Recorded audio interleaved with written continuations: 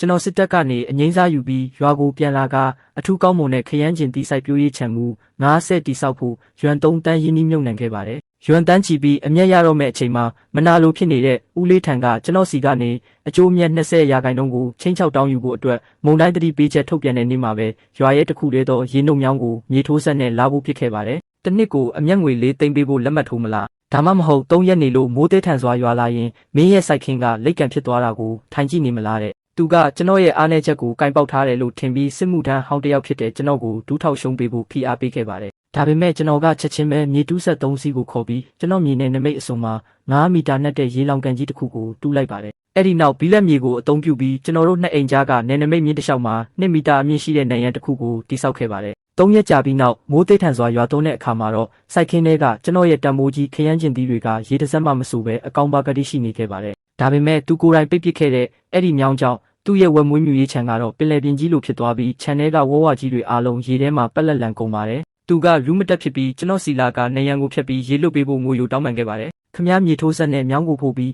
းကျွန်တော်ကိုချင်းချောက်တုံးကဒီနေ့ခြံထဲမှာအပြည့်ဖြစ်နေတဲ့ဝက်ချီးရည်တွေကိုခမားကိုယ်တိုင်တငုံချင်းစီတောက်ရမယ်ဆိုတာကိုတွေးထားတင်တယ်။ဒါကကျွန်တော်ရဲ့ရဲဘော်ရဲဘက်တွေကတဆင်ရလာတဲ့ကြောက်စိမ့်ဖြူခရမ်းကျင်တီတွေပါ။အကိုဖုံးဒီအသီးတွေကြီးထွားလာပုံကအယမ်းမိုက်တာပဲ။တခြားဒေတာကအေးခန်းကုံစုံဆိုင်တွေရဲ့ဝယ်ဈေးကဒီနေ့မနက်တင်တကျင်းဝ9ကီလိုဂရမ်ကိုရွမ်30ထိရောက်နေပြီကျွန်တော်တို့ရဲ့မူ90ခြံကဒီတစ်ခါအောင်မြင်သွားရင်အသားတင်မြက်ကရွမ်2တန်းကျော်မှတေးချတယ်အသီးကတော့အသီးကောင်းပါပဲဒါပေမဲ့တံမိုးကြီးတဲ့အရာတွေကပိုပြီးပျက်စီးလွယ်တယ်ဒီကြောက်စိမ့်ဖြူခရမ်းကျင်သီးရဲ့အမြစ်ကအရန်တိမ်တယ်စိုက်ခင်းထဲမှာရေ9စင်တီမီတာထက်ကျော်ပြီးဝစ်နေတာနဲ့အမြစ်တွေအကုန်ပုတ်သွားမှာရင်းနှီးထားတဲ့ရွမ်3တန်းကတော့ရေစုံမျောသွားမှာပဲကျွန်တော်တို့နေရာကနှိပ်ပေမဲ့မြောက်ဘက်မှာ10စုနှစ်ပေါင်းများစွာရှိနေပြီဖြစ်တဲ့ရေနှုံမြောင်းရှိတယ်အဲ့ဒီမြောင်းကမြို့ပေါ်ကပင်မမြစ်ကျောင်းနဲ့ဆက်သွယ်ထားလို့ရေစင်းအားအရန်ကောင်းတယ်မိုးအရန်သေးရင်တော့ရေကလုံးဝမဝတ်ပဲမြောင်းထဲကနေဆင်းသွားမှာပဲလေဝင်လေထွက်ပေါက်တွေကိုသွားစစ်ကြည့်လိုက်အောင်ဒီနေ့ရာသီဥတုကတော်တော်လေးပူအိုက်ပြီးမွန်းကျက်နေတယ်ရွာသူရွာသားများအားလုံးအာရုံစိုက်ကြပါခုလေးတင်မိုးလေဝသဌာနကနေ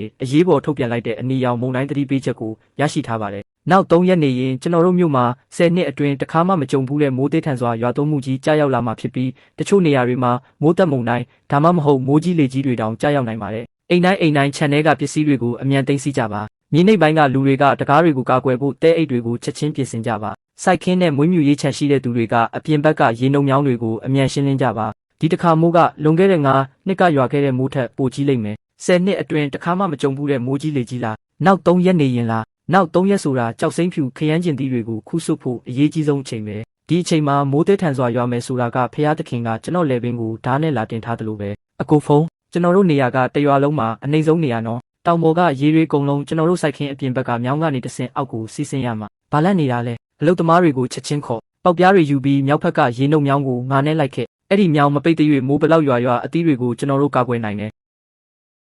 ဒီနေရာပဲဒီထောက်ကွယ်နေရာကိုတေချာလုံအောင်ဖို့ပြီးရေတလက်မတောင်စိတ်မထွက်စေနဲ့မြေကြီးများများထိုးပြီးတေချာကြစ်လက်အောင်ဖိထားမနှက်ဖြန်မနှက်ကြရင်ဒီမိုးမခပင်ပေါက်တွေကိုအကုန်စိုက်မယ်ဒီမြောင်းကိုဖိုးလိုက်ရင်တစ်ပင်အများကြီးပိုစိုက်လို့ရပြီအကုန်လုံးကပတ်စံတွေကြီးပဲအဲ့ဒီမြောင်းကကျွန်တော်ရဲ့မူ90ကြောက်စိမ့်ဖြူခရမ်းကျင်တီးချံရဲ့အသက်သွေးကြောပဲပြီးတော့ခြိုင်ဝမ်တစ်ခုလုံးရေဘေးကင်းကြော်ဖြတ်နိုင်ဖို့အတွက်အများပြည်သူသုံးရေချောင်းလည်းဖြစ်တယ်လင်ဒချံခမယူနေတာလားခုလေးတင်အနီရောင်မုံတိုင်းတတိပေးချက်ထုတ်ထားတယ်3ရက်နေရင်မိုးကြီးလေကြီးကြမယ်ဆိုတာကိုခမကအခုတဘာဝရေမြောင်းကိုဖိုးပစ်တယ်ဆိုတော့ကျွန်တော်ရဲ့မူ90ချံကိုခမအတွက်အသေးခံခိုင်းချင်နေတာလားလင်ဒချံဒီမှာလာပြီးဆရာကြီးမလုံးနဲ့ဒီလိုအရေးကြီးတဲ့အချိန်မှာအများပြည်သူသုံးရေနှုတ်မြောင်းကိုဖိုးလိုက်တာရွာထိပ်ကမြေတွေအကုန်လုံးကိုရေမြုပ်ချင်နေတာလားတချံခမလုပ်တဲ့ကိစ္စကရုံမာယုံနေမကဘူးဥပဒေကိုလည်းအကြီးအကျယ်ချိုးဖောက်နေတာပဲရေဘေးကာကွယ်ရေးဥပဒေရဲ့သက်ဆိုင်ရာပြဋ္ဌာန်းချက်တွေအရမြစ်တီးပုဂ္ဂိုလ်များအများပြည်သူသုံးရေနှုတ်မြောင်းနဲ့တဘာဝရေစီးကြောင်းတွေကိုကိုယ်တိုင်ဖို့ဖြစ်တာဖြတ်တောက်တာတွေမလုပ်ရဘူးအဲ့ဒီရေနှုတ်မြောင်းကိုခမသဘောနဲ့ခမဖို့လိုက်တာကဥပဒေချိုးဖောက်မှုမြောက်နေပြီခမမြန်ပြန်မတူးဖို့ဘူးဆိုရင်တရားဥပဒေစိုးမိုးရေးအဖွဲ့ကခမကိုငွေကြေးအများကြီးဒဏ်ရိုက်ရုံတင်မကဘူးလင်ဖုံးရဲ့စီးပွားရေးဆုံးရှုံးမှုအားလုံးကိုပါခမကတာဝန်ယူရလိမ့်မယ်ဒဏ်ရိုက်မယ်ရော်ကြေးပေးရမယ်အဖိုးကြီးလီကျုပ်လိုတောင်သူအိုကြီးကိုဒီလိုစကားကြီးစကားကျယ်တွေနဲ့လာမဖိနဲ့ကျုပ်ကဘာဥပဒေမှနားမလဲဘူးမူလာတန်းတောင်အောင်တာမဟုတ်ဘူးဒီမြေကိုကျုပ်ကန်ထရိုက်ယူထားတာဘေးကအလွတ်ဖြစ်နေတဲ့မြေမြောင်းကိုကျုပ်ကဘာလို့သုံးလို့မရရမှာလဲကျုပ်မြေဘေးမှာကျုပ်တစ်ပင်စိုက်တာဘယ်ဥပဒေကိုချိုးဖောက်နေလို့လဲလင်ဒချံခမလောက်တာကတစ်ပင်စိုက်တယ်ခေါ်လားခမကအခွင့်ကောင်းယူပြီးဓမြတိုက်နေတာအတိတာကြီးပဲတစ်ပင်ဆိုင်မယ်ဆိုအစောကြီးလည်းမဖို့နောက်မှလည်းမဖို့ပဲအတန်ချက်ဆက်ကနေမုံတိုင်းတတိပေးချက်ကြီးညာပြီးမှမြောင်းလာဖို့တဲ့ဆိုတာခမကမိုးသေးရင်ကျွန်တော်တို့ရဲ့ကြောက်စိမ့်ဖြူခရမ်းကျင်တီတွေကိုရင်းနစ်တည်စေခြင်းလို့အတိတာကြီးပဲ ခမည်းတော်ကိန်းကတော်တော်လေးကြိုက်နေပါလားဦးလေးထံကလည်းသဘောထားမှကြီးတဲ့လူမျိုးမဟုတ်ပါဘူးမင်းဆိုင်ခင်းထဲမှာစိုက်ထားတဲ့ကြောက်စိမ့်ဖြူခရမ်းကျင်သည်ဆိုတာအပြင်ကတထေးတွေကတချင်းကိုရွမ်30ပေးဝယ်တယ်မဟုတ်လားမူ30ဆိုရင်တော့အနည်းဆုံးရွမ်2တန်း3တန်းလောက်တော့ရမှာပဲလေမြေခွေးအမိကတော့ပေါ်လာပြီခမည်းတကယ်ပါပြောချင်တာလဲဦးလေးရဲ့ဝက်မွေးမြူရေးချံကလက်တလောငွေကြေးလက်ပတ်မှုအဆင်မပြေဖြစ်နေလို့စိတ်ညစ်နေတာ3ရက်နေရင်မိုးကြီးလေကြီးကြမှာဆိုတော့မင်းရဲ့စိုက်ခင်းကလည်းငါမြေဘေးကနေရေနှုတ်ဖို့မရှိမဖြစ်လိုအပ်နေတာပဲဒါဆိုငါတို့အယောင်းဝယ်တစ်ခုလုပ်ကြတာပေါ့ဒါကအစုရှယ်ယာလွှဲပြောင်းရေးသဘောတူစာချုပ်ပဲမင်းလက်မှတ်ထိုးပြီးမင်းစိုက်ခင်းရဲ့အကျိုးအမြတ်20%ကိုဦးလေးထံကိုပေးလိုက်မင်းစိုက်ခင်းရဲ့နှစ်စဉ်အသားတင်အမြတ်20%ကလင်နာချံအတွက်ဖြစ်ရမယ်အဲ့ဒါဆိုဦးလေးကဘာမှထပ်မပြောဘဲမြေထိုးဆက်ကိုချက်ချင်းခေါ်ပြီးဒီမြောင်းကိုအရင်ကထပ်ပိုးကျဲပိုနှက်အောင်ပြန်တူးပေးမယ်အကျိုးအမြတ်20%ကျွန်တော်စိုက်ခင်းကတစ်နှစ်ကိုဒီတရားဒီတဲ့ရဲ့အသားတင်အမြတ်ကရွမ်2တန်းရှိတယ်အကျိုးအမြတ်20%ဆိုတာကျွန်တော်လက်ထဲကနေရွန်4သိန်းကိုအတင်းလူယူတာပဲဒါကအခွင့်ကောင်းယူပြီးဓမြတိုက်တာပဲလင်ဒချံခမည်းပတ်စံလိုချင်လို့ယူနေပြီလားအများပြည်သူသုံးရေဘေးကာကွယ်ရေးမြောင်းကိုဖို့ဖြစ်ပြီးမိုးကြီးမာကိုအတုံးချပြီးချင်းချောက်တောင်းယူရဲသေးတယ်ရှောင်းကြောက်ပေါက်ပြားကိုချထားလိုက်အကိုဖုံးသူကပြောင်းလူနေတာဗျငါသိပါတယ်လင်ဒချံလိုလူမိုက်မျိုးကိုငါသိသိတာပေါ့လင်ဒချံကငါရဲ့ရွမ်3တန်းရင်းနှီးမြုပ်နှံမှုကိုထိခိုက်မှာဆိုလို့သူနဲ့ထိတ်တိုက်မတွေ့ရဘူးဆိုတာကိုအသေးချာတွက်ထားတာလင်ဖုံးရာသီဥတုကတော့ပြောင်းတော့မှာပဲ3ရက်ဆိုတာမျက်စိတမိတ်အတွင်းကုန်သွားမှာမင်းလက်မှတ်မထိုးဘူးဆိုလဲရပါတယ်ဒါဆိုရင်လဲငါတို့အချိန်ဆွဲကြတာပေါ့မင်းရဲ့ရွမ်တက်ချီတန်တဲ့စိုက်ခင်းကအရင်ရေစိုးကန်ဖြစ်သွားမလားငါရဲ့မိုးမခပင်ပေါက်လေးတွေကအရင်ရေနစ်တည်မလားဆိုတာငါကြည့်ကျင်သေးတယ်မင်းတိုင်ကျင်တဲ့နေရာသွားတိုင်းဘလို့ပဲဖြစ်ဖြစ်ဒါကငါမြင်နဲ့ကတ်နေတာပဲငါကတွင်းကိုဖိုးပြီးတစ်ပင်စိုက်တာတရားမျှတပြီးဥပဒေနဲ့ညီတယ်လေမိုးလေဝသဌာနကခံမှန်းထားတဲ့မိုးကြီးလေကြီးကြဖို့အချိန်နာရီ60တောင်မလိုတော့ဘူးအကျိုးမြတ်20%ရွမ်4သိန်းလင်ဒချံဒီလောက်များတဲ့ပတ်စံကခမည်းပါဇက်ကိုပေါက်ပြဲသွားစေမယ်လို့မကြောက်ဘူးလားလာမချောက်နဲ့စိုက်ခင်းကနေဘာမှမရပဲမဖြစ်ချင်ရင်မင်းငါကိုလက်မှတ်ထိုးပေးရမယ်လင်ဒချံတေချာနားထောင်ကျွန်တော်ရှယ်ယာကိုခမည်းမျိုးချလို့မရဘူးဒီရေနှုတ်မြောင်းကိုအခုခမည်းမတူးရင်တဘာဝဘေးကျလာတဲ့အခါခမည်းကိုရှင်းမဲ့လူအလိုလိုပေါ်လာလိမ့်မယ်ရှောင်းကြောက်အလုတ်သမားတွေအားလုံးကိုစိုက်ခင်းနဲ့ပြန်ဆုပ်ဖို့အကြောင်းကြားလိုက်ပစ္စည်းတွေကိုစည်ရင်းကောက်မယ်အကိုဖုံးကျွန်တော်တို့ဒီအတိုင်းပဲလွတ်ထားလိုက်တော့မလို့လားလွတ်ထားမယ်ငါအဖိတံမှာလွတ်ထားတယ်ဆိုတဲ့စကားလုံးမရှိဘူးသူကမျက်နှာပြောင်တိုက်တဲ့နီးနဲ့ကစားခြင်းနဲ့ဆိုရင်ငါကဒီနေ့လှုပ်ထုံးလုံနီးတိုင်းသွားပြီးဒီစစ်တူရင်ပွဲကိုအဆုံးထိသူနဲ့အတူကစားပေးမယ်သူကမိုးကြီးတာကိုအခွင့်ကောင်းယူပြီးထောင်ချောက်ဆင်ခြင်းနဲ့ဆိုရင်ကိုလှုပ်တဲ့အပြစ်ကိုခံရမယ်ဆိုတာဘာလဲဆိုတာကိုသူကိုယ်တိုင်မြင်တွေ့သွားအောင်ငါလုပ်ပြမယ်အချိန်စမှတ်နေပြီသူ့ရဲ့ဝက်မွေးမြူရေးချံပင်လယ်ပြင်ကြီးဖြစ်သွားတာကိုသူကိုယ်တိုင်မျက်စိနဲ့တက်အပ်မြင်ရအောင်ငါလုပ်မယ်သူမျိုးချထားသမျှအကုန်ပြန်အန်ထွက်လာအောင်ငါလုပ်မယ်ရေဘေးနဲ့မိုးခေါင်ရေရှားကာကွယ်ရေးဦးစီးဌာနကိုတွားစုံစမ်းကြည့်လင်ဒချံရေဘေးကာကွယ်ရေးအဆောက်အုံတွေကိုဖျက်ဆီးတယ်လို့ငါတိုင်ကြားမယ်ဒီစာချုပ်ကိုမင်းလက်မှတ်ထိုးမလားဘသူကမင်းကိုချင်းချောက်နေလို့လဲမင်းမှာတက်သေးရှိလို့လားအာငါရင်ဘက်တွေနာလိုက်တာတွေးတိုးယောဂါတွေထားလာပြီရွာသူကြီးနဲ့လူလီတို့ရေဒီမှာကြည့်ကြပါဦးဒီစစ်သားကပြန်လာပြီးသူ့စီမှာပတ်စံနဲ့ရှိတာကိုအထင်ကြီးပြီးအဖိုးကြီးတယောက်ကိုအသေးဖိနှိပ်နေတယ်ငါမနေချင်တော့ဘူးလင်းနာချံမင်းငါကိုလာပြီးဟန်ဆောင်မနေနဲ့ငါခုမင်းကိုတရားဝင်အတိပေးလိုက်မယ်မင်းမြေပို့ထားတဲ့ရေမြောင်းကို24နာရီအတွင်းမူလအတိုင်းပြန်ဖြစ်အောင်လုပ်ပေးရမယ်တတ်မှတ်ချိန်အတွင်းသာရေမြောင်းကိုမူလအတိုင်းပြန်မလုပ်ပေးရင်ဥပဒေအရမင်းကိုအုပ်ချုပ်ရေးဆိုင်ရာငွေတန်းချမှတ်မယ်ကောင်းပြီလျိုလီရွာသူကြီးမြို့နယ်ကနေစာကြလာပြီဆိုတော့လေကျွန်တော်တေချာပေါက်လုပ်ပေးမှာပေါ့ပြုပြင်တာကိုကျွန်တော်လက်ခံပါတယ်လင်းဖုံးကြည်စမ်းဦးလေးကအလုတ်ကိုဘလောက်တောင်ပူပေါင်းကူညီပေးလဲဆိုတာအခုချက်ချင်းဘတ်ဟိုးသွားငါပြီးမင်းရဲ့အဖိုးတန်ရေမြောင်းကြီးကိုပြန်တူးပေးမယ်ဒါပေမဲ့မင်းတို့လည်းသိတဲ့အတိုင်းဒီနာတဝိုက်မှာအခုချိန်ဘတ်ဟိုးငါဖို့ကတိတ်မလွယ်ဘူးလေမနှက်ဖြတ်မနှက်စောစောမြို့ပေါ်တက်ပြီးတအိမ်တက်ဆင်းလိုက်မေးကြည့်အောင်မယ်ကံကောင်းရင်9ရက်အတွင်းငါလို့ရမယ်ကံမကောင်းရင်တော့10ရက်လောက်ဝက်လောက်လဲကြာချင်းကြာသွားနိုင်တယ်လင်းနာချံမင်းဒီမှာငါ့ကိုအချိန်ဆွဲတဲ့နီလန်းတွေလာတုံးနေတာလားဟေးလူလေးစကားကိုအဲ့ဒီလိုမပြောရဘူးလေငါတူးပေးမယ်လို့ကတိပေးထားတယ်လေဒါပေမဲ့ဆက်ရနေရကငါအိမ်ကဟာမှာမဟုတ်တာငါဆက်ငါလို့မရရင်လက်နဲ့ကုတ်ဖက်ပြီးတူးပေးရမှာလားမိုးဘယ်တော့ရွာမလဲဆိုတာကောငါလင်းတာချံကတားလို့ရမှာမို့လို့လာ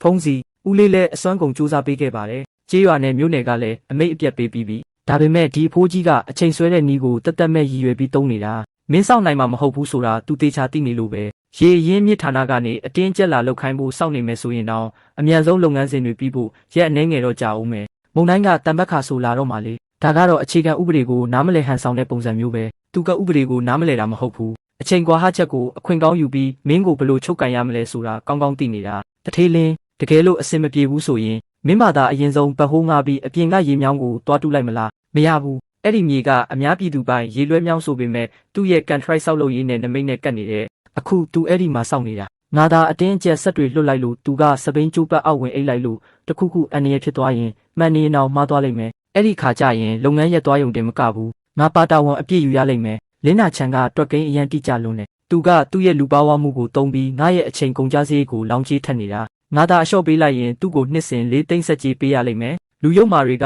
အများအားဖြင့်ဒီလိုမျက်နှာပြောင်တိုက်တဲ့နီလန်းတွေကိုတုံးပြီးရိုးသားတဲ့သူတွေကိုခေါင်းငုံအောင်လုပ်တတ်ကြတယ်ဒါပေမဲ့သူတစ်ချက်တော့တွက်မှားသွားတယ်ငါလင်းဖုန်းကဘယ်တော့မှအလွယ်တကူအနိုင်ကျင့်ခံမဲ့သူမဟုတ်ဘူးစစ်သားဘဝ10နှစ်တာကာလမှာငါတင်ယူခဲ့တာကလူမိုက်တွေနဲ့ဘလို့အပေးယူလုပ်ရမလဲဆိုတာမဟုတ်ဘူးအကြက်တဲတွေကြားထဲမှာကိုစွမ်းဆောင်ရည်ကိုအားကိုးပြီးမိုးချိုးပစ်တယ်လို့ပြင်းထန်တဲ့တံပြန်တိုက်ခိုက်မှုတွေဘလို့လုပ်ရမလဲဆိုတာပဲငါ့ကိုခေါင်းငုံစေချင်တာလားအချိန်ဆွဲတဲ့နီးနဲ့ငါ့ကိုအသေးသက်သက်လုပ်ချင်တာလားအပြင်ကနေပုံမှန်အတိုင်းသွားရှင်းဖို့အချိန်မမီတော့ဘူးဆိုရင်ငါဘာသာအစ်စ်ကနေပြန်စလုပ်ပြမယ်ဖုံးအကိုရှာရှာပပပါလားတကောင်ရန်ကြီးညီကိုရေစီလာရတာဘာအရေးတကြီးကိစ္စရှိလို့လဲတရှုံလက်ထဲမှာအခုချက်ချင်းသုံးလို့ရတဲ့အကြီးစားရန်နေရဘယ်လောက်ကျန်သေးလဲတန်90အဆင့်ရှိတဲ့တန်ကြိုးဘက်အကြီးစားဘက်ဟို3စီးအကြီးစားမြေကော်က2စီးကွန်ကရစ်ဖြော်က10စီးလောက်ခေါ်လို့ရမယ်ဘာဖြစ်လို့လဲဖုံးအကိုခမားရဲ့စိုက်ပျိုးရေးခြံမှာဘာအလုပ်ကြီးလုပ်เสียရှိလို့လဲလုံလောက်ပြီးဆက်တွေအားလုံးလော်ရှားရွာကိုအခုချက်ချင်းတည်လာခဲ့ပြီးတော့လက်သွက်ချီသွက်ရှိတဲ့ကျွမ်းကျင်လုပ်သားအယောက်90ပါခေါ်ခဲ့အခုချက်ချင်းဖုံးအကိုမိုးလေဝသခံမှန်းချက်အရ3ရက်နေရင်မိုးသက်မုန်တိုင်းကြီးလာမယ်ဆိုပဲဒီအချိန်ကြီးအလုပ်ဆက်လုပ်မလို့လာ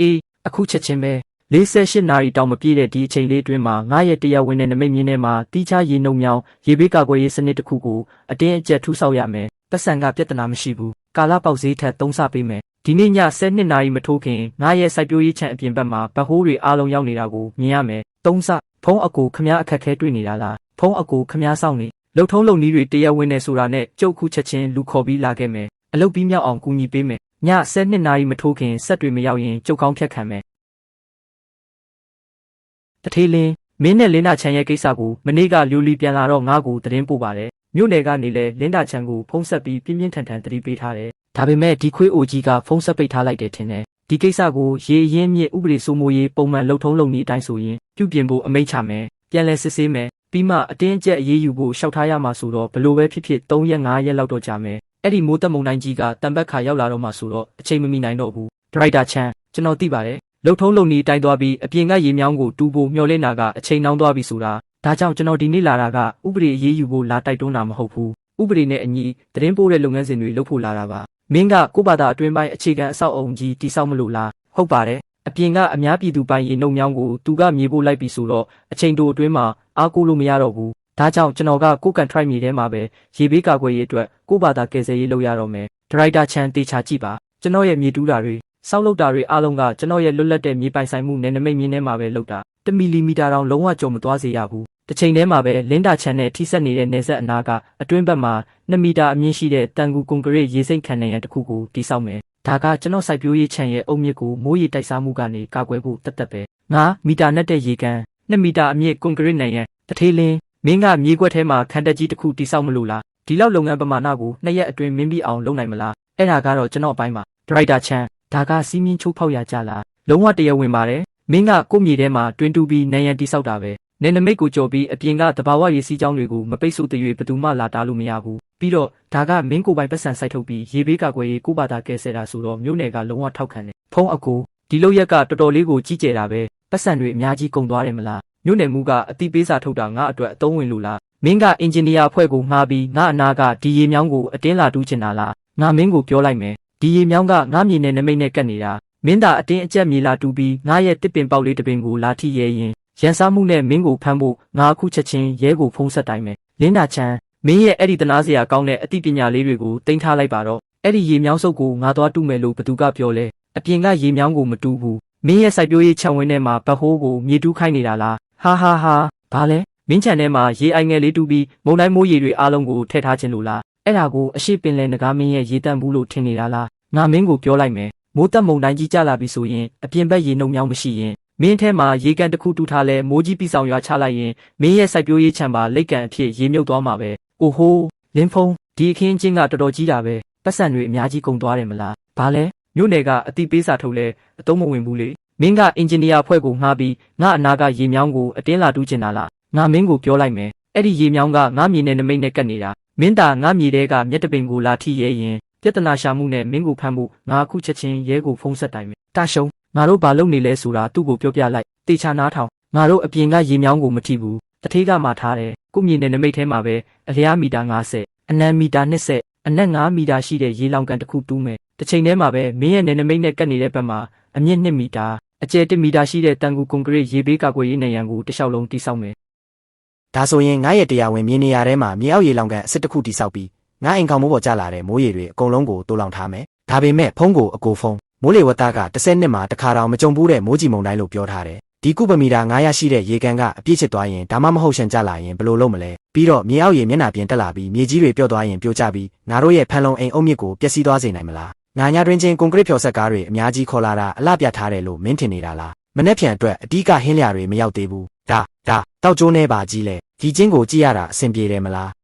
လင်းဖုံမင်းဒီမှာလာပြီးဟန်ဆောင်မနေနဲ့မင်းစုပ်ပြက်နေတဲ့ကျင်းတစ်ခုတူးယုံနဲ့မင်းရဲ့ဖန်လုံအိမ်ကိုကာကွယ်နိုင်မယ်ထင်နေတာလားငါမင်းကိုပြောမယ်မနေ့ဖြန်ကမိုးတက်မုန်တိုင်းကြီးခြိုင်ဝမ်းတစ်ခုလုံးကရေတွေအောက်ကိုစီးကျလာလိမ့်မယ်မင်းရဲ့ကျင်းကဘလောက်ပဲကြီးနိုင်ဝက်လောက်ဆိုရင်အပြည့်ဖြစ်သွားမှာပဲအဲ့ဒီအချိန်ရေတွေရှန်ကျလာပြီးအုံမြစ်တွေပျက်စီးသွားရင်မင်းရဲ့ခရမ်းချင်တီးတွေလည်းတေကုန်မှာပဲငါအဲ့ဒီစကားပဲထပ်ပြောမယ်ငါအဲ့ဒီမြောင်းကိုဖိုးလိုက်တာကတခုတည်းသောထွက်ပေါက်ပဲမင်းရဲ့ကျင်းကအလုံးစုံမင်းကိုမင်းကြိုတူးထားတဲ့တင်ချိုင်းတွင်းကြီးပဲမတေချင်ရင်အဆုရှယ်ယာစာချုပ်ကိုလိမ္မာပါနဲ့စွာနဲ့လက်မှတ်ထိုးလိုက်စမ်းငါရဲ့တင်ချိုင်းတွင်းဟုတ်လားဟာလင်းနာချံအိုလင်းနာချံငါဆက်ရန်နေရတွေအမြန်ခေါ်ဖို့ရွံသိန်းချီအကုန်ခံခဲ့တာဒီကျင်းတစ်ခုတူးဖို့တက်လို့မင်းတကယ်ထင်နေတာလားတရားဝင်စီးမြင့်တဲ့အညီကျေးနိုင်ရန်တန်တိုင်းဆိုတာဘာလဲဆိုတာမင်းမကြခင်သိရလိမ့်မယ်ဒါရှုံမြေကျင်းတူးတဲ့အလုပ်ပြီးကွန်ကရစ်ဖြော်ကားတွေကိုနိုင်ရန်စတင်တီဆောက်ခိုင်းလိုက်တန်ချောင်းဖွဲ့မြန်လို့ပုံစံခွက်တွေကိုတေချာညက်ထား1မီလီမီတာတောင်အပေါက်ဟောင်းမကြံစေနဲ့ပစ္စည်းချအဲ့ဒီနောက်မှာတော့လင်းနာချန်ကဒီနိုင်ရန်ရဲ့ကြောက်စရာကောင်းတဲ့အချက်ကိုနောက်ဆုံးတော့နားလည်သွားပြီးနေနေမိတ်မြင်းပြင်ဘက်မှာအယူတယောက်လိုဆဲဆိုနေတော့တယ်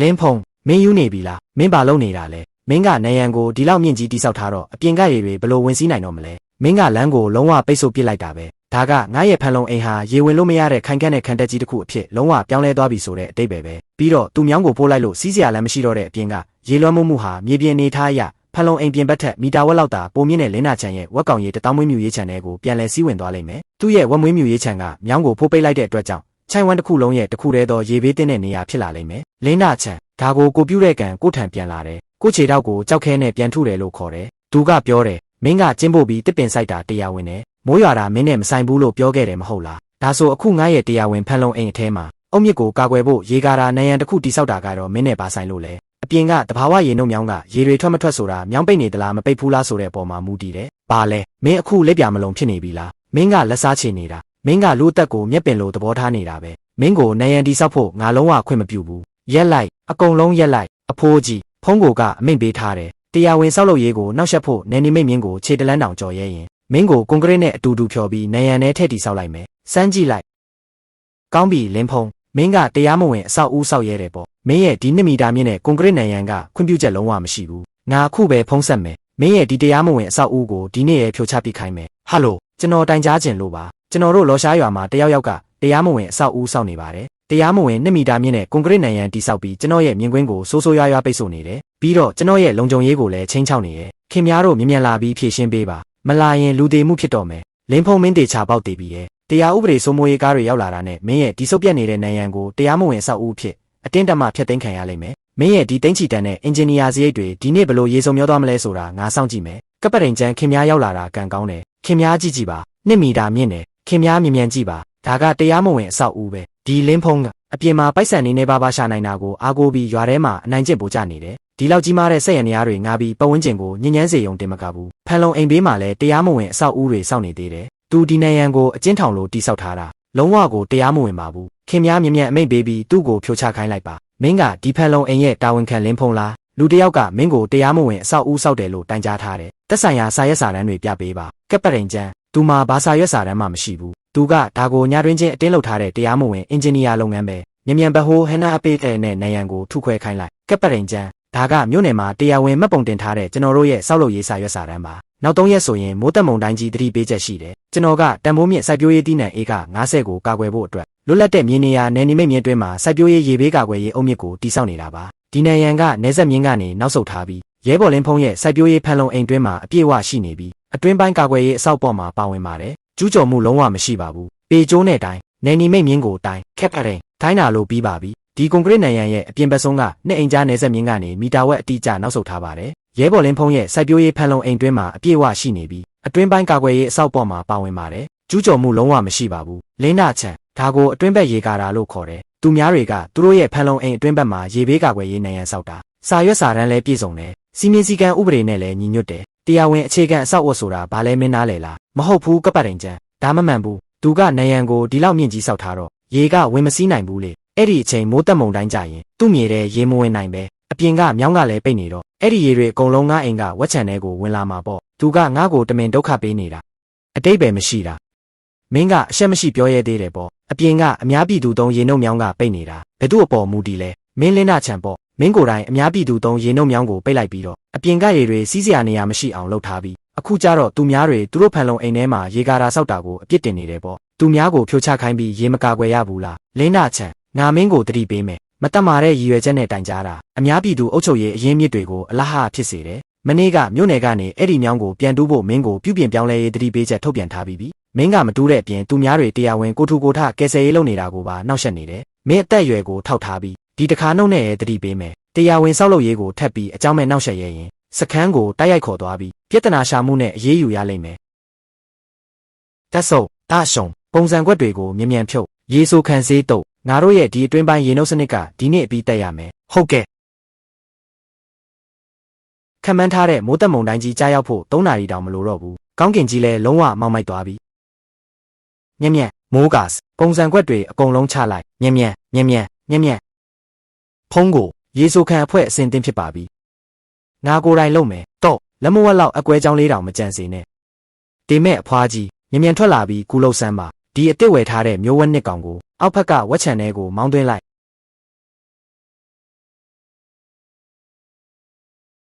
ရောကြမင်းယူနေပြီလားဒီလိုချိန်ကြီးဘာလို့ဝက်တွေသွားဝယ်ရတာလဲငါတို့အိမ်ကမြေနှိမ့်တယ်လေအပြင်ကမြောင်းကိုလည်းမင်းကဖိုးပိတ်ထားတယ်မိုးတက်မုန်တိုင်းကြလို့ရေတွေမထွက်နိုင်ရင်ဝက်တွေအကုန်ရေနစ်တေကုန်မှာပေါ့အတိတ်ပဲမရှိတာအဲ့ဒီလင်းဖုံးကစုပ်ပြက်နေတဲ့နေရန်တစ်ခုစောက်ယုံတဲ့ရေကိုတားနိုင်မယ်ထင်နေတာလားခဏနေမိုးသီးလာရင်အပြင်ကတွေဝင်မစည်းနိုင်ပဲသူ့ရဲ့အဲ့ဒီနေရန်ကိုတိုက်ရိုက်တွန်းဖြိုပစ်လိုက်မယ်အဲ့ဒီချိန်ကျရင်ရေတွေအကုန်သူ့မြေရဲ့ဝင်သွားမှာပဲငါတို့ဒီနေရန်ကကြည့်ရတာခိုင်ခန့်ပါတယ်ဒီအပြင်ကမြောင်းကိုမင်းကပိတ်ထားတယ်ဆိုတော့ရေကငါတို့ခြံထဲဝင်လာရင်ဘယ်လိုလုပ်မလဲမင်းရဲ့နိမိတ်မရှိတဲ့ပါဇက်ကိုပိတ်ထားငါအဲ့ဒီမြောင်းကိုဖို့ထားတာမြေကြီးတွေအသေးချဖိသိပ်ထားတာရေလာရင်တောင်အဲ့ဒါကအရင်ဆုံးသူ့လင်းဖုံးကိုပဲနစ်မြုပ်စေမှာမြ мян ဝက်တွေကိုမောင်းသွင်းလိုက်ဖုံးကိုမိုးပေါက်တွေကျလာပြီကားတွေစုပ်တရှုံစက်ရနေရာကြီးတွေအကုန်လုံးအပြင်ကကားလမ်းမမြင့်တဲ့နေရာကိုချက်ချင်းမောင်းသွားခိုင်းအလုတ်သမားတွေအကုန်လုံးကိုမြို့နယ်ကဟိုတယ်မှာသွားနာဖို့အကြောင်းကြားလိုက်ရှောင်းကြောက်ဗန္နာရေးကနေညီကိုတို့ရဲ့ကက်တွေတဲကိုလှုပ်အားက3ဆထည့်ပေးလိုက်ပြီးအားလုံးစစ်ကြည့်ကြပါဖုံးကိုခင်များတယောက်တည်းဒီမှာကြံခဲ့လို့အဆင်ပြေပါမလားကျွန်တော်ညီအကိုနည်းနည်းခေါ်ပြီးခင်များကိုအဖော်ပြုပေးရမလားမလိုဘူးရေဘေးကာကွယ်ရေးစနစ်တိဆောက်ပြီးနောက်လုပ်ရမယ့်ကိစ္စတွေကအလိုလျောက်လည်းပတ်လိမ့်မယ်ဘသူကြံခဲ့ကူညီပေးလို့မရဘူးညီအကိုတွေကိုခေါ်ပြီးမြေနှိပ်ပိုင်းကနေစုတ်ခွာလိုက်ပါလုံခြုံရေးတတိထားမနေ့ဖြန်မနေ့မိုးတိတ်ရင်ငါအားလုံးကိုဝတ်သားဟင်းကျွေးမယ်ကောင်းပြီညီအကိုတို့စုတ်ခွာမယ်ပါဇက်ပိတ်ထားစမ်းဆွေမျိုးတဲ့လားလွန်ခဲ့တဲ့3ရက်ကအတန်ချက်ဆက်နဲ့မုံတိုင်းတတိပေးချက်ကြီးညာပြီးချင်းရွာခံတွေကုံတုံးနေတဲ့တဘာဝရေနှုတ်မြောင်းကိုခင်များမြေတူးဆက်နဲ့တွားဖို့ပြစ်တုံးကတော့ငါတို့ကတမိသားစုတဲ့ဆိုတာဘာလို့မတွေးခဲ့တာလဲကျွန်တော်ရွာကော်မတီနဲ့ရေဘေးဝေရေးစခန်းကိုညှိနှိုင်းပေးဖို့ခေါ်လာတော့ပြုပြင်ဖို့ပေးတဲ့နှုတ်တစာကိုရက်တောင်လို့ခတ်ပြီးမလုံနိုင်ဘူးလို့ညင်းနှုံးကတော့ငါတို့ကတမိသားစုတဲ့ဆိုတာဘာလို့မတွေးခဲ့တာလဲခင်များအဲ့ဒီအစုရှယ်ယာလွဲပြောင်းတဲ့စာချုပ်ကိုကင်ပြီးအခွင့်အရေးယူချောင်ခိုးဖို့စ조사ခဲ့တယ်။တစ်နှစ်ကိုအမျက်ငွေ4 သိန်းတောင်းပြီးငါရဲ့စိုက်ပျိုးရေးခြံကြီးလက်ကန်ဖြစ်သွားတာကိုထိုင်ကြည့်နေမယ်လို့ချင်းချောက်တုံးကတော့ငါတို့ကတမိသားစုတဲ့ဆိုတာဘာလို့မတွေးခဲ့တာလဲ။အခုခင်များဝက်တွေရင်းနှစ်တော့မှကျွန်တော်စီလာပြီးဆွေမျိုးတန်ရောစင်လာပြနေတယ်။လင်းတစ်ချံခင်များမျက်နှာပြောင်းတိုက်တာကကြီးကားအင်ဂျီနဲ့များလှုပ်ထားသလား။အဲ့ဒါကအရင်ကကိစ္စလေ။အခုကအခြေအနေအရေးကြီးနေပြီ။လူတက်နဲ့တက်ဆိုင်တဲ့ကိစ္စကြီးကိုမင်းရဲ့ဒီနိုင်ရန်ကရေတွေကိုပိတ်ထားတာ။အသက်ရှင်ဖို့လမ်းလေးတစ်ပေါက်ဖောက်ပေးရင်ဘာဖြစ်သွားမှာမို့လို့လဲကျွန်တော်ကရေကိုပိတ်ထားတယ်နားဆွင့်ပြီးတေချာနားထောင်စမ်းဒီနိုင်ရန်ကမြို့နယ်မှာတရားဝင်စည်းရင်းသွင်းပြီးကျွန်တော်ပိုင်တဲ့နယ်နိမိတ်ထဲမှာစောက်ထားတဲ့အကာအကွယ်နိုင်ရန်ပဲအပြင်ကတဘာဝရေချောင်းကိုတလက်မလေးတောင်ပိတ်မထားဘူးတကယ်တမ်းရေကိုပိတ်နေတာကခင်များကိုယ်တိုင်မြေဖို့ပစ်ခဲ့တဲ့အများသုံးရေနှုံမြောင်းပဲဒီနိုင်ရန်ကိုအပေါက်တစ်ခုဖောက်လိုက်တာနဲ့ပြင်းထန်တဲ့ရေအားကနိုင်ရန်တစ်ခုလုံးကိုချက်ချင်းပြိုကျသွားစေလိမ့်မယ်ခင်များခြံထဲကဝက်ချေးတွေအမိုက်တွေပါနေတဲ့ရေကြီးရေရှမ်းတွေကရေတကုံလိုမျိုးကျွန်တော်စိုက်ပျိုးရေးခြံထဲကိုစီးဝင်လာတော့မှာပေါ့ကျွန်တော်ခြံထဲကအသားတင်မြက်ငွေ320ကချက်ချင်းဆိုသလိုပြကျသွားမှာပေါ့ခင်များရဲ့တောက်တုံးမကျတဲ့ဝက်နှဲငယ်ကိုကယ်ဖို့မြောင်းကိုတရားမဝင်မြေဖို့ခဲ့တဲ့ခင်များရဲ့လောက်ရက်ကိုဖုံးကွယ်ပေးဖို့အတွက်ကျွန်တော်ရဲ့တရားဝင်ပိုင်ဆိုင်မှုတွေကိုဖျက်ဆီးပြီးခင်များနဲ့အတူအသေးခံပေးရမှာလားလင်းတစ်ချံကျွန်တော်ရဲ့တန်ဖိုးကြီးဟင်းသီးဟင်းရက်တွေပျက်စီးသွားရင်ခင်များတက်နဲ့ရောနိုင်လို့လားနိုင်ရန်ဖျက်ဖို့ကတော့လုံးဝမဖြစ်နိုင်ဘူးဒီနေ့လုံးဝနောက်ဆုတ်ပေးမှာမဟုတ်ဘူးလင်းဖုံမင်းကတေတာကိုတောင်မကယ်ဘူးပဲဒီလိပ်ပြမလုံးတဲ့ကောင်မင်းကတေတာကိုတောင်မကယ်ဘူး နတ်ဖျားကငါ့ကိုရေနစ်တက်တာကိုမင်းထိုင်ကြည့်နေတယ်မြို့နယ်ကိုသွားပြီးမင်းကိုတိုင်မယ်မင်းနိုင်ရန်ဆောက်ပြီးရေမဝင်အောင်လုပ်လို့ငါဝက်တွေဒုက္ခရောက်ရတာလို့တေတာကိုတောင်မကယ်ဘူးစိတ်ချပါကျွန်တော်ကဥပဒေလိုက်နာတဲ့သူပါဒီလိုကိစ္စမျိုးကိုလစ်လျူရှုထားတာမျိုးကျွန်တော်မလုပ်နိုင်ပါဘူးလွန်ခဲ့တဲ့မိနစ်20လောက်ခင်များချန်နဲ့ရေးစဝင်လာကလေးကမြို့နယ်ရေးပေါ်ကယ်ဆယ်ရေးအဖွဲ့ရေပေးဝေရေးစခန်းနဲ့ရွာလူကြီးဝန်စီကိုကျွန်တော်ဖုံးဆက်ထားပြီးပြီသူတို့တွေရေစုပ်ဆက်ကြီးတွေယူပြီးလော့ရှားရွာကိုလာနေကြပြီရွာကော်မတီကလည်းခင်များချန်တွေကရေတွေစုပ်ထုတ်ပြီးဆုံးရှုံးမှုတက်တာအောင်ယာယီပိုက်လိုင်းတွေစီစဉ်ပေးလိုက်မယ်လင်းတစ်ချံစောစောစီစီဝမ်းမတာနေနဲ့ဦးတာဝန်ရှိသူတွေလာတာကခင်များကိုရေလာစုပ်ထုတ်ပေးုံတက်လို့ထင်နေလားမုံတိုင်းတီပေးချက်ထုတ်ထားတဲ့အချိန်မှာခင်များကအကြက်ကင်ငွေတောင်းကျင်လို့ရွာခံတွေကုံတုံးနေတဲ့ရေနှုတ်မြောင်းကိုတမင်တက်မြေဖို့ပြီးခဲ့တယ်ပြုပြင်ဖို့ပေးတဲ့နို့တစာကိုလည်းမလုပ်ဘူးလို့ညှင်းဆန်ခဲ့လို့အခုလိုဆိုးရွားတဲ့ရေကြီးရေရှမ်းမှုတွေဖြစ်လာရတာပဲဒါကရိုးရှင်းတဲ့အိမ်နီးချင်းပြဿနာမဟုတ်တော့ဘူးရေဘေးကာကွယ်ရေးအဆောက်အဦတွေကိုဖျက်ဆီးမှုပဲမြို့နယ်ရေဘေးဥပဒေစိုးမိုးရေးကခေါင်းဆောင်တွေအခုချက်ချင်းရောက်လာတော့မယ်ဒီချံပြစ်ချစ်နေတဲ့ချေးရည်တွေကတဘာဝဘေးအန္တရာယ်လားဒါမှမဟုတ်ခင်များဥပဒေချိုးဖောက်လို့ဖြစ်လာတဲ့လူလုတ်ဘေးအန္တရာယ်လားဆိုတာသူတို့ကိုသွားမေးကြည့်လိုက်လေခင်များဘာမှလုပ်ခဲ့လဲဆိုတာတေချာပြန်သုံးသပ်ကြည့်ဦးကယ်ဆယ်ရေးအဖွဲ့ရောက်လာတာနဲ့ကျန်တဲ့တက်တန်းမှာလူဘယ်လိုလုပ်ရမလဲဆိုတာခင်များကိုရှင်းရှင်းလင်းလင်းတင်ပေးလိုက်မယ်မင်းဖုံးလဲမှာဒီဘက်မှာရေကြီးတာဆိုးရွားတယ်ဆိုအခုအခြေအနေဘယ်လိုရှိလဲလူတွေကတော့အသက်အန္တရာယ်မရှိပါဘူးဒါပေမဲ့လင်းနှချန်တို့မိသားစုရဲ့ခြံထဲကိုတော့ရေတွေဝင်နေပြီကျွန်တော်ခြံဘက်ကတော့ကြိုတင်ပြီးရေဘေးကာကွယ်ရေးတွေလုပ်ထားလို့လောလောဆယ်ပေးကင်းပါတယ်ချက်ချင်းလှုပ်ဆောင်ကြလင်းနှချန်အိုလူကြီးမင်းတို့ရဲ့အသက်လာခဲ့ကြတာကျေးဇူးပါပဲဗျာလင်းဖုံးပဲသူကနိုင်ရန်အမြင့်ကြီးဆောက်ပြီးရေတွေကိုပိတ်ထားလို့ကျွန်တော်အိမ်ရေနေရတာပါခေါင်းဆောင်ဘာတာဝန်ရှိသူလင်းနှချန်မင်းရဲ့ဒီမျက်နှာအိုကြီးကိုမရှက်တော့ဘူးလားရဲဘော်လင်းဖုံးရဲ့ရေဘေးကာကွယ်ရေးနိုင်ရန်ကသူ့ခြံထဲမှာသူဆောက်ထားတာလှုပ်ထုံးလုံနည်းတွေအကုန်ပြည့်စုံတယ်တရားဝင်ဆက်ပြိုးရေးအကာအကွယ်ဆောက်အောင်ပဲအပြင်ကတဘာဝရေအကြောင်းကိုလုံးဝပိတ်ဆို့မထားဘူးတကယ်တမ်းရေကြီးရတဲ့အကြောင်းရင်းကဘာလဲမင်းစိတ်ထဲမှာမသိဘူးလားသူ့ရဲ့ရှောက်ပြောနေတာတွေကိုနားမယောင်ပါနဲ့လွန်ခဲ့တဲ့3ရက်ကအတန်ချက်ဆက်နဲ့မုံတိုင်းသတိပေးချက်ကြေညာပြီးတာနဲ့ဒီလင်းတစ်ချံကအကြက်ကင်ငွေတောင်းဖို့အတွက်မြောက်ဘက်ကအများသုံးတဘာဝရေနှုတ်မြောင်းကိုမြေတူး15ပြီးဖို့ပစ်ခဲ့တာမြို့နယ်ရေပေးဝေရေးစခန်းကအချိန်မီပြန်ပြင်ဖို့နှုတ်တစာပေးရင်မဲ့သူကစက်ကူစုပ်လို့သဘောထားပြီးမလုပ်ခဲ့ဘူးဒီရေတွေထွက်မသွားတာကသူကိုယ်တိုင်ရှာတဲ့ပြဿနာပဲလင်းတစ်ချံရွာလူကြီးဝန်ပြောတာအမှန်ပဲလားလင်းတစ်ချံကျွန်တော်နောက်ဆုံးတစ်ခေါက်အဲ့ဒီမြောင်းကကျွန်တော်မြင်နေကတ်နေလို့တစ်ပင်ဆိုင်ချင်လို့ခေါင်းဆောင်တစ်ပင်ဆိုင်တယ်အနီရောင်မုံတိုင်းတတိပေးချက်ထုတ်ထားတဲ့အချိန်မှာရွာခံတွေကုံတုံးနေတဲ့ရေနှုတ်မြောင်းကိုဖို့ပြီးတစ်ပင်ဆိုင်တယ်ပေါ့လင်းတစ်ချံမင်းလောက်ရက်ကရေဘေးကာကွယ်ရေးဥပဒေကိုပြင်းပြင်းထန်ထန်ချိုးဖောက်နေပြီအခုဥပဒေအရပြင်းပြင်းထန်ထန်အရေးယူမယ်နံပါတ်1ဒီကယ်ဆယ်ရေးလုပ်ငန်းပြီးတာနဲ့ချက်ချင်းအချိန်မီမြောင်းကိုပြန်တူးဖော်ဖို့အမိန့်ပေးတယ်နံပါတ်2မင်းကပြန်ပြင်ဖို့ကိုညှင်းဆန်ခဲ့လို့ရေဘေးအန္တရာယ်ဖြစ်စေခဲ့တဲ့အတွက်ရေဘေးဥပဒေစိုးမိုးရေးဌာနကမင်းကိုဥပဒေအရအုပ်ချုပ်ရေးပိုင်းဆိုင်ရာငွေဒဏ်ချမှတ်မယ်တတ်မှတ်ချိန်ကျော်လွန်တဲ့အထိပြန်မလုပ်ဘူးဆိုရင်ငွေဒဏ်22ရုံတင်မကဘူးဥပဒေအရအတင်းကျပ်အရေးယူမှုတွေပါလှုပ်ဆောင်သွားမယ်အကိုဖုံးဒီဖိုးကြီးလဲဒီလိုနဲ့မျိုးရောက်လာတာပဲကျွန်တော်ညီကိုချုပ်ခေါ်သွားပြီးသူ့ကိုနည်းနည်းပါးပါးဆဲဆိုပေးရမလားအကိုအတွက်ဒေါသထွက်စရာတွေပြေသွားအောင်လေမလိုပါဘူးဥပဒေကသူ့ကိုထိုက်တန်တဲ့ပြစ်ဒဏ်ပေးပြီးပြီပဲလူလုတဲ့အခါလမ်းလေးတစ်ဖက်ခြံထားပေးတင်ပါတယ်အကိုဖုံးချမ်းသာပြီတကယ်ကိုချမ်းသာပြီဗျာဒီတစ်ခေါက်မုံတိုင်းကြောင့်တခြားနယ်ကစိုက်ပျိုးရေးခြံဟောင်းတွေအများကြီးပျက်စီးသွားပြီးအစစ်မြင့်ခရမ်းချင်တီးတွေပြက်လက်သွားတယ်ကျွန်တော်တို့ရဲ့ခရမ်းချင်တီးတွေကတော့ကာကွယ်မှုကောင်းလို့အပင်တပင်မှမကြိုးဘူးအရေးသွေးလဲအရန်ကောင်းတယ်အခုအဝယ်ဈေးကတကျင်းတူညာ9ကီလိုကို30ယွမ်ကနေ80ယွမ်အထိကိုတိုက်ရိုက်ခုန်တက်သွားပြီဖာရှုံလူစုလိုက်တော့ခြံဖွင့်ပြီးခူးကြမယ်